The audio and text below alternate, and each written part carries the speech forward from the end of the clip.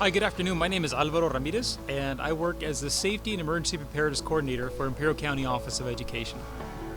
Absolutely, guys. So as you can see, I do have my face covering with me, as we are supposed to have according to the orders from our local health officials. However, for the purpose of this interview, I am fortunate enough to be able to maintain our physical distancing, and I'm able to take my face covering off.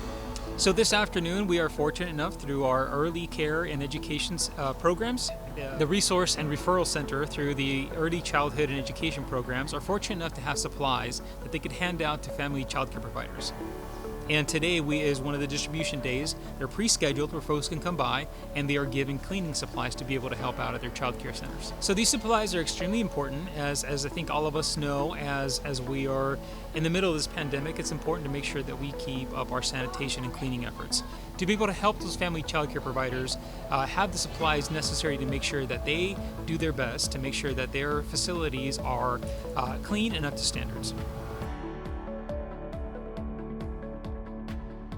The people that are here handling the distribution, before we got started, we had a little safety debriefing where we talked about the importance of personal protective equipment and actually some of the processes that we cover.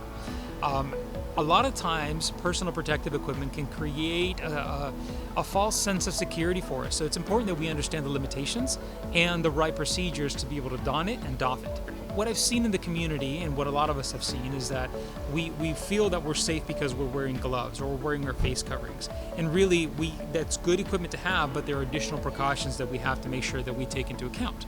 So typically when we are putting on personal protective equipment, we want to start from the inside out. First, you are going to be carrying whatever layers of personal protective equipment you're going to have, and in our case, our face coverings. So before we get started, you always want to wash your hands. The precautions that have been put out by the CDC, our state and local governments, are always going to be in effect.